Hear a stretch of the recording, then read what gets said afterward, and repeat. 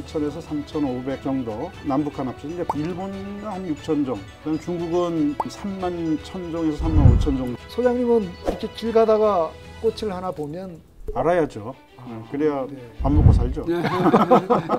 그러면 국장님도 선수신가요? 딱 보시면 어디가 좀 뭐가 좀 만들어지고 있겠구나. 한 3,000여 개가 넘는다 예, 예. 그러는데 울릉도하고 독도는 아주 특별한 섬이에요. 한 번도 연륙된 적이 없어요. 아 육지하고 이렇게 예, 붙은 적이 역사적으로. 없어요. 그러면 울릉도는 한국의 갈라파고스다. 그러니까 울릉도면 명이나물만 생각해요. 아, 예.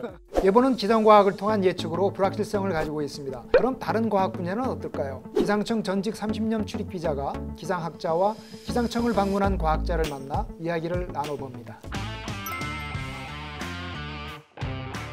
안녕하세요. 기상청 예보국장 정관영입니다. 동북아 생물다양성연구소에서 기상청을 찾아온 식물학자 현준호입니다. 식물학, 식물과학하면 약간 좀 막연하긴 한데요. 어떤 일을 하시나요? 식물을 대상으로 해서 연구를 하는데요. 그 중에 이제 제가 하는 분야는 가장 좀 기초적이라고 할 수 있는 학문이고요. 이제 식물을 구분하고 이름 짓고 진화의 유연 관계를 밝히는 식물 분리학이라는 학문을 하고 있습니다. 아, 네. 칼폰 린네가 생물 분류법을 만들었지 않습니까? 분류에 따르면 강이라고 네, 하죠. 네. 강. 중속 과목 강문 계산. 맞습니다. 아, 네. 무려 24강이나 됩니다. 그만큼 종류도 많고 복잡하다는 얘기인데. 예, 맞습니다. 강이라는 것은 이제 생물 분류 체계에 있어서 상위 분류에 해당하는 계급들입니다. 강은 연구를 통해 가지고 계속해서 사실은 바뀝니다. 우리나라 식물이 몇 종이나 되나요? 종으로 본다면은 한 3,000에서 3,500 정도, 남북한 합쳐서 이제 북한이 조금 연구가 덜 돼 있기 때문에 앞으로 이제 북한 포함해서 연구가 좀 진전되면은 자생하는 종들의 숫자가 조금 늘어날 거라고 보는데 그 정도고요. 현재 한 4,500 종류 정도. 그 이제 종류라는 것은 종 밑에도 아종이나 변종, 품종 같은 계급이 있거든요. 한 종에도 변종이 2개 있을 수 있잖아요. 그런 것들을 다 종류라고 했을 거고요. 일본은 한 6,000 종, 그다음 중국은 31,000종에서 35,000 정도입니다. 상당히 많습니다. 예.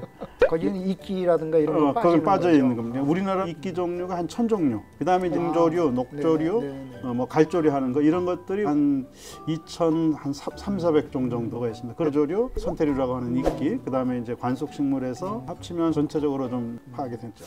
그러면 식물 전체가 몇 종 정도 돼요? 전체 전 세계적으로. 이제 제가 연구하는 건 관다발을 가진 관속식물이라고 하는데 보사리 종류, 침엽수 종류, 꽃피는 식물 해가지고 그게 한 30만 종 정도가 되고요. 아무래도 지구의 주인은 식물인 것 같네요. 곤충이 더 많습니다.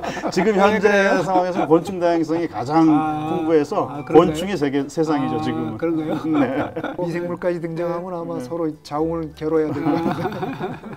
한 20년쯤 됐나요? 공룡 박사 이응남 교수님을 한번 만나 뵈러 간 적이 있어요. 뭘 발견한지 아십니까? 공룡 햄스터 어금니. 옛날에 이제 북평이었는데 지금은 이제 동해시죠. 수천만 년 전 지층이에요. 그거를 이제 증명하는 화석이라고 해서 갔습니다. 갔더니 이만한 돋보기 아래 정말 깨알만한 까만 알이 하나 있는데 햄스터 어금니라고 합니다. 그래서 궁금했죠. 이게 햄스터 어금니인지 어떻게 아십니까? 누가 확인해 줍니까? 그때 답변이 뭔지 아십니까? 선수끼리는 다 압니다. 여쭤보고 싶은 것이 소장님은 이렇게 길 가다가 꽃을 하나 보면 척 보면 아시는 건가요? 알죠, 그럼요. 평생 하고 있으니까 알죠. 뭐 우리나라 식물 해봐야 아까 뭐 4,500 종류밖에 안 되고 일부는 북한에 있고 그러니까 뭐 우리가 실제로 인지할 수 있는 게 한 3,000 종류 조금 더 될 텐데 그런 것들을 보면 금방 알아야죠. 그래야 밥 먹고 살죠. 하늘을 보면 이제 구름도 굉장히 많은 형태의 다양성을 갖고 있지만 그러면 국장님도 선수신가요?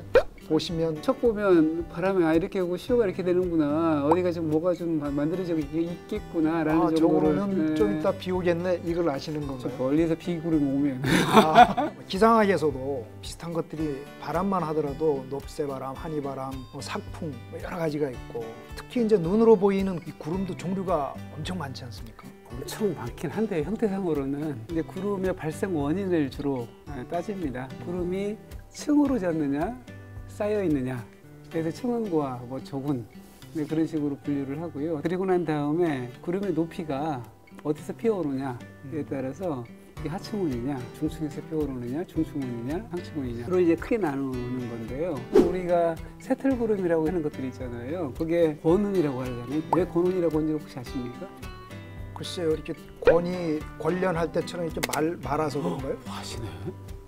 맞습니다. 이게 착권자 씁니다. 그래서 옛날에 찍었는데.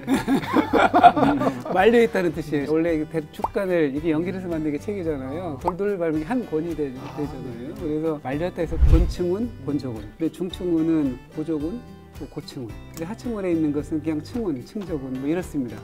보통 천둥번개가 지고 우박이 내리고 뭐 이런 구름들이 있잖아요. 북면으로부터 한 12km까지도 밤에 솟아오르고 있는 저군의 형태를 이제 정난운이라고 합니다. 그래서 현 박사님이 꽃을 보면 알 수 있듯이 구름을 보고 기상 상태를 어느 정도 유추해낼 수는 있습니다.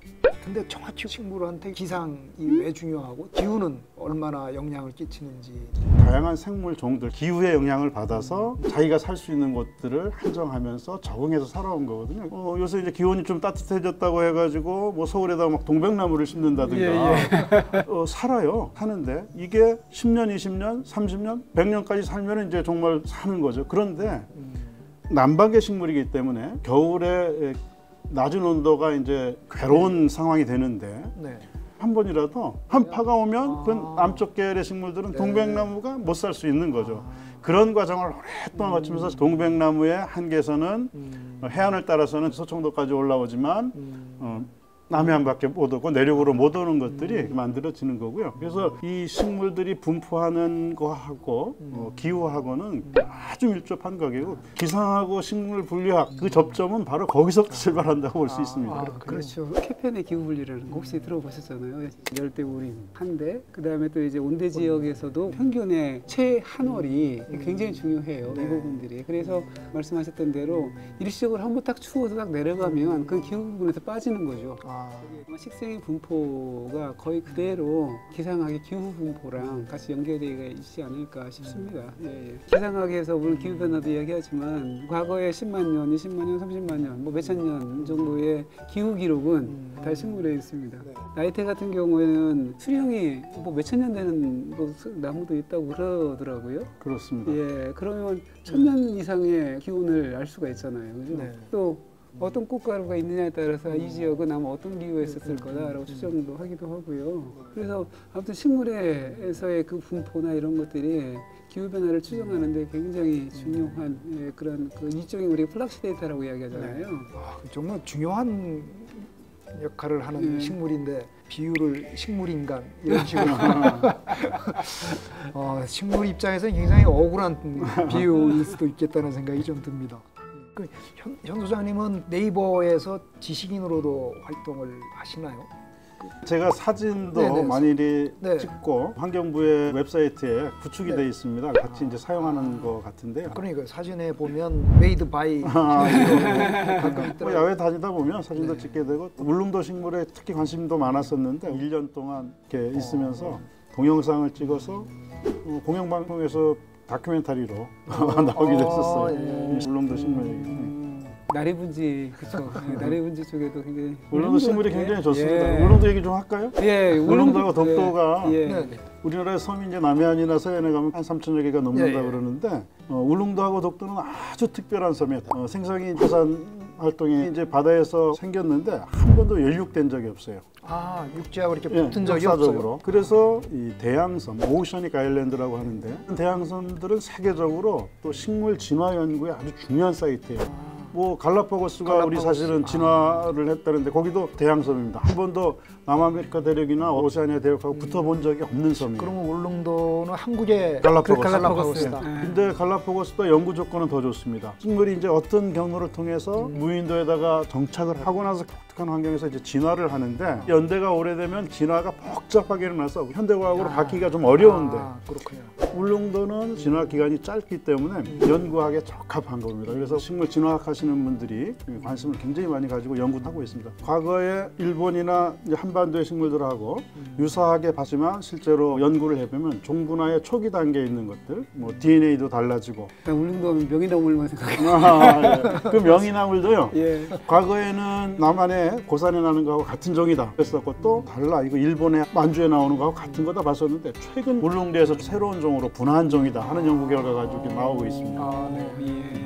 오히려 제주도는 연육이 됐어요. 연락이 된 적이 있었고. 그러니까 이제 제주도는 백두산이나 이런 데 있는 소위 고산 식물이 빙하기 때 네. 남한에 굉장히 많이 내려왔었잖아요. 네. 그때 살아남은 빙하기 잔존 식물들이 한라산이나 이런 데는 지금도 있는 거죠. 한라산의 돌매화 나무인가요? 아, 예, 맞습니다. 그런 것들이 빙하기 식물이군요. 맞습니다. 빙하기 때 북반계 식물들이 우리나라 전체를 덮었었잖아요. 그러고 나서 따뜻해지면서 기온이 올라가면서 이제 차츰 사라져서 피난처를 찾았죠. 한라산도 높고 네. 화구벽이 있잖아요. 그런 조건이 식물이 볼 때는 극한 환경하고 비슷하게 여겨졌기 때문에 거기 살아남은 거고, 네. 말씀하신 돌매나무, 안매라고도 하는데 완전 극지식물이에요. 북한에 뭐 2,000m 넘는 산들이 굉장히 많잖아요. 거기도 백두산에도 없고 하는데 한라산에 이제 살아남은 거죠. 그래서 그 빙하기 잔존식물들이 남아 있고요.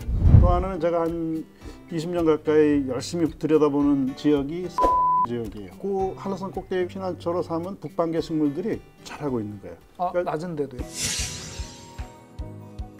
북반계 식물들이 피난처 삼아가지고 사는 것들이 속속 발견되고 있고. 친구도 어리둥절할 것 같은데 본인들도 어리둥절할 것 같은데. 관찰력이 워낙 뛰어난 특종이라고 할까요? 산삼을 뭐 제대로 못 동네에서 처음 발견했는데, 야, 이건 혹시 신종? 자기들한테도 생소한 일인데. 그리고 저 조금 좀 찔리는데요. 날이 그냥 아주 계속 좋거나 아니면은